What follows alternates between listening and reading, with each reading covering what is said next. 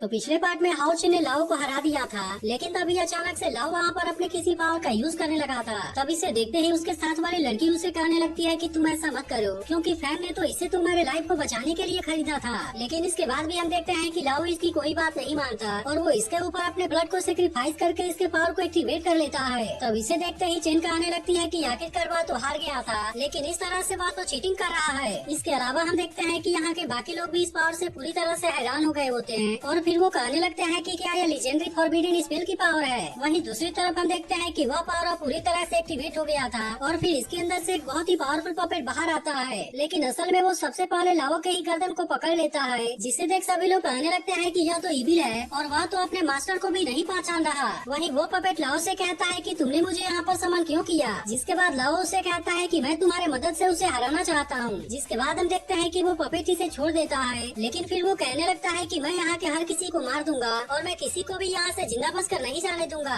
अब इतनी बात कहने के बाद वो सीधे हाओ चिन के ऊपर अटैक करने के लिए आने लगता है, लेकिन इसी देख अब हाओ चिन भी इसका सामना करने के लिए पूरी तरह से रेडी हो गया था और फिर वो तुरंत अपने सूरा स्लैश का यूज करके इसके ऊपर अटैक कर देता है। अब इसके वजह से हम देखते हैं कि वह पपेट इसमें बहुत ही आसानी से मारा जाता है और अब सूरा स्लैश की पावर लाओ को भी इंजर्ड करने वाली होती है, लेकिन तभी इसी वक्त फेंग यहाँ पर आकर इसके अटैक को बहुत ही आसानी से रोक लेता है और इसके अलावा उसने अपने केवल एक ही हाथ से इसके पावर को भी डिस्ट्रॉय कर दिया था। तब इसे देख हाओ चिन और उसके सभी साथी हैरान होते हुए कहने लगते हैं कि इसने तो इसे बहुत ही आसानी से डिस्ट्रॉय कर दिया और इसीलिए ऐसा लगता है कि यह तो बहुत ज्यादा पावरफुल है। तभी फेंग हाओ चिन से यहाँ पर हुए प्रॉब्लम के लिए सॉरी कहता है और इसी के साथ वो इनसे बताता है कि मैं इनका कैप्टन हूँ और मैं इनके तरफ से तुम्हारे सामने माफी मांगता हूँ। तब इसे ऐसा करता हुआ देख वो लड़की और लाओ उसे रोकने की कोशिश करते हैं, लेकिन इसके बाद भी फेंग हाओ चिन से कहता है कि इसके लिए तुम मुझे माफ कर देना, क्योंकि हम इसके बारे में पूरी तरह से गलत थे। तब इसकी ऐसी बात सुनकर हाओ चिन उसे कहता है कि इसकी कोई भी जरूरत नहीं है और वैसे भी तो यह केवल एक चैलेंज था। वहीं अब वो लड़की भी फेंग से सॉरी कहती है, क्योंकि इनके वजह से फेंग फिर से परेशानी में आ गया है, लेकिन इस पर फेंग गुस्सा होते हुए कहता है कि मैंने तुम्हें ऐसी हरकत करने से मना किया था और इसीलिए मैं चाहता हूँ कि अगर तुम मेरी बात नहीं मानना चाहते तो मुझे फॉलो मत करो। जिसके बाद हम देखते हैं कि वो लड़की और लाओ काफी उदास हो गए होते हैं और फिर वो लड़की उसे कहती है हमें भी पता है कि यह चीज गलत है, लेकिन वैसे भी तो हम केवल कुछ पॉइंट को हासिल करने के लिए ऐसा कर रहे थे ताकि इस तरह से हम तुम्हारे लिए एक अच्छा सा आउटफिट खरीद सके।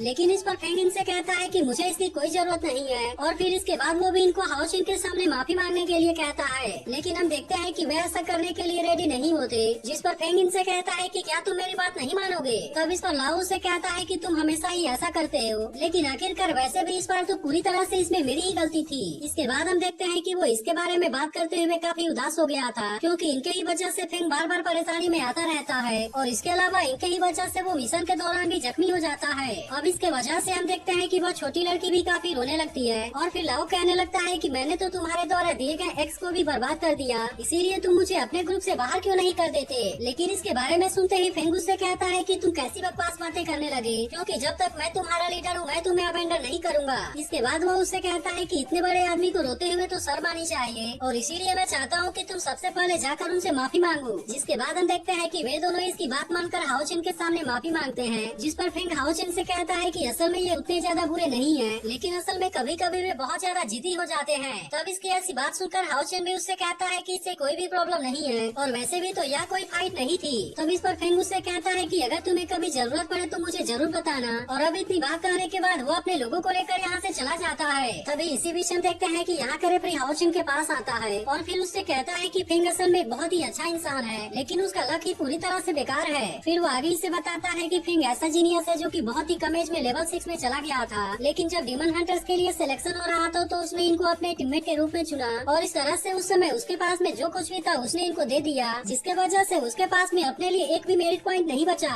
लेकिन इसके अलावा आज उसका 1 लाख मेरिट पॉइंट भी बर्बाद हो गया, जो कि वो पिछले बहुत समय से सेव कर रहा था। इसके बाद वो कहता है ऐसा लगता है कि शायद अब वे प्रमोट नहीं हो पाएंगे। जिसके बाद हम देखते हैं कि इसके बारे में जानकर वेंग युआन उससे काफी इम्प्रेस हो जाती है और फिर लिंग सिन उससे कहता है कि तुम दोनों का नाम तो काफी इंटरेस्टिंग है, लेकिन इस पर वेंग युआन गुस्सा होते हुए कहती है कि क्या तुम मेरे साथ में फाइट करना चाहते हो। तभी रेफरी इनसे कहता है कि उनके और तुम्हारे मेरिट पॉइंट मिलाकर 1,10,000 है और इतनी बात कहने के बाद वो इसे इनके पास में ट्रांसफर कर देता है। अब इसके वजह से हम देखते हैं कि इनके पास में टोटल 3,80,000 पॉइंट हो गए थे, जिसे देख लिंग सिन कहने लगता है कि मैं तो काफी अमीर हो गया। इसके बाद हम देखते हैं कि वे अपने लिए इक्विपमेंट खरीदने के लिए डीमन हंटिंग टावर में चले गए थे और फिर लिंग सिन वहाँ पर सबसे पहले अपने कैमरे को सेटअप कर देता है ताकि इस तरह से वो इनके इंट्रोडक्शन के वीडियो को शूट कर सके। इसके बाद वो कहता है कि यह हमारा डिमोशन 21 है और अब यहाँ पर हम अपने इक्विपमेंट को अपग्रेड करने वाले हैं। इसके बाद हम देखते हैं कि सबसे पहले सीमासियान की बारी होती है और वो इनको अपने लाइट हैमर के बारे में बताता है, जिसमें कि असल में स्मैश स्किल भी था और इसके इनर कोर में लेवल 7 वाला मैजिक क्रिस्टल होता है। इसके बाद हम देखते हैं कि अगली बारी हानियों की होती है और वो अपने पास वाले ब्रिलियंट क्लास के सील को दिखाता है, जिसमें कि असल में triple light element stacking seal भी होता है और इसके अलावा इसका डिफेंस डिवाइन डोमेन ब्लॉक के बराबर है। लेकिन तभी इसी वक्त हम देखते हैं कि हाउचेन भी अपने आर्मर के साथ में इनके सामने आता है, जिसे देख वे सभी कहने लगते हैं कि यह तो असल में होली आर्मर है, जिसमें कि लेवल 6 वाला होली स्पिरिट गार्डियन स्किल भी है। अब इसके वजह से हम देखते हैं कि हाउचेन का डिफेंस लेवल 6 के बराबर हो गया था और इसके अलावा इसके साथ में लेवल 6 वाला होली सील भी होता है। इसी के साथ हमें पता चलता है कि जब इनका एक साथ में यूज किया जाएगा तब इसके वजह से स्किल पावर 30% बढ़ जाएगी। तभी हानियो इसे एक लाइट स्वॉर्ड दिखाते हुए कहता है कि मैंने इसे आपके लिए खरीदा है और मुझे ऐसा लगता है कि यह स्पिरिट स्वॉर्ड से अच्छा है। लेकिन इस पर हाउचेन उससे कहता है कि अभी के लिए यह तुम्हारे लिए ही अच्छा है। तभी चेन उससे कहती है कि मैंने टेनाची आर्मर को शहर के लिए खरीदा है, जिसके अंदर लेवल 6 वाले 3 अटैक को रोकने की पावर है। और फिर इसके बाद वो उसे पूछती है कि आखिरकार शहर कहाँ पर है। तब इस पर हाउचेन इनसे कहता है कि मैं अब असल में तुम्हें वहीं पर लेकर जाने वाला हूँ और इसी के साथ वो इनसे कहता है कि वही हमारा सीक्रेट बेस होगा। जिसके बाद हम देखते हैं कि वे सभी एक साथ में एटर्नल टावर के अंदर आ जाते हैं और फिर वे हैरान होते हुए कहते हैं कि हम कहाँ पर आ गए। तो आज का